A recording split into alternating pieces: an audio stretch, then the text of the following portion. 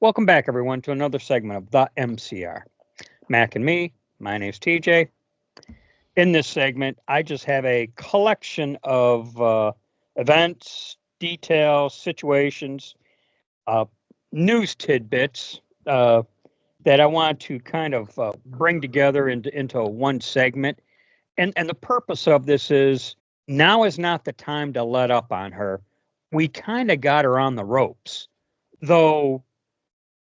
As Dan Bongino says, no red wave talk here. Pardon the pun of my red flannel shirt, but no red wave talk. And, you know, now's the time where we must execute. Okay. Uh, and, uh, And when in, we in, say execute, we don't mean people. We mean yes, plans. yes. Thank you. Anyways, this information, uh, and for instance, this past Saturday, Kamala Harris had a rally in Detroit.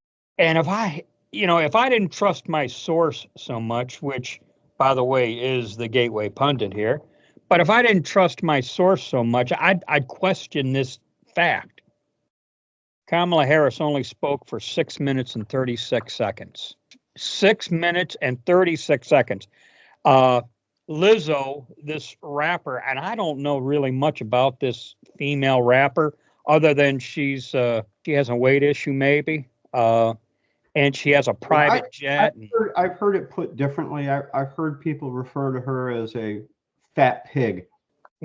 Weight challenged, but Lizzo didn't perform either, so it was just a very odd Detroit event. To only speak for 6 minutes and 36 seconds. Well, it's a glimpse into how things are going to run. And on the heels of that, she jets down to Atlanta with Usher. And I don't know much about Usher either. But they're talking about the way she was conducting herself down at this Atlanta rally. And again, I'm getting this from the Gateway Pundit. But Jim Hoft speculated, is she drunk? And there's been rumors of her having issues with, she likes to tip the bottle a little bit occasionally. Well, I saw online someone said about Kamala Harris, why is she always wiping her nose with her hand? Now I've looked for that and I've not seen it, to be fair.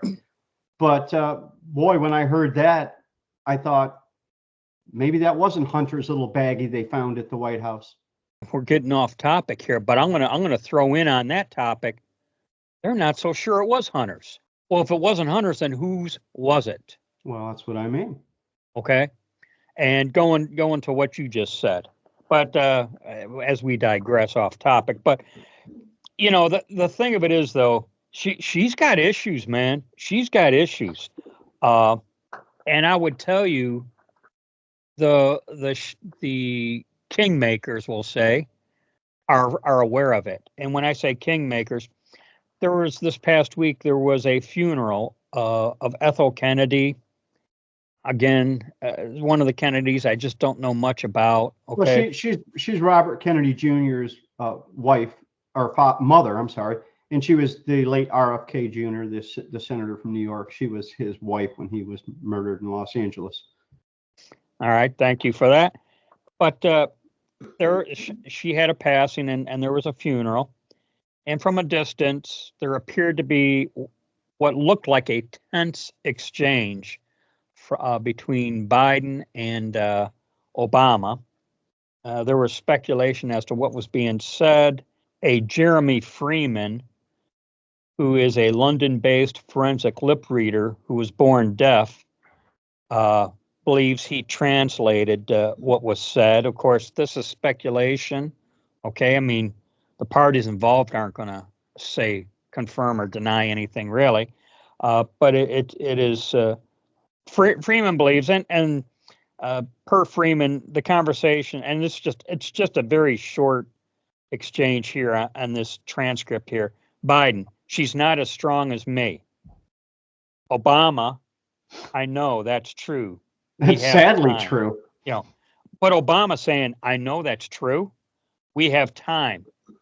Biden, Obama, I think it's important that we can have some time together. We'll take it at value. Biden, yeah, we'll get it in time. So I guess there's still. What are they talking about here? Is he talking about coaching her up? I don't know. I don't know. Or they have time to fix her. No, that ship sailed. Yeah. Well, yeah. So, what do they have time for is now what I'm wondering. Okay. Uh,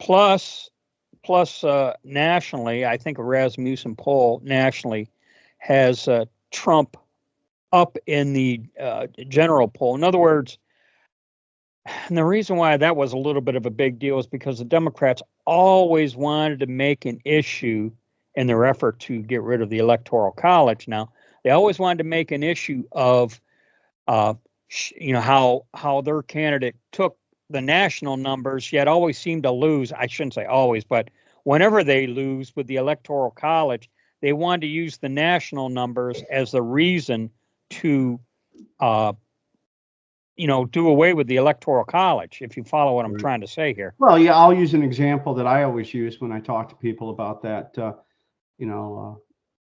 I'm a baseball fan, as you know, and the Tigers lost to the Indians 7-2, but the Tigers had more hits. Yeah, really. It's true and irrelevant. And I always kind of equated it to hockey, where you have shots on goal.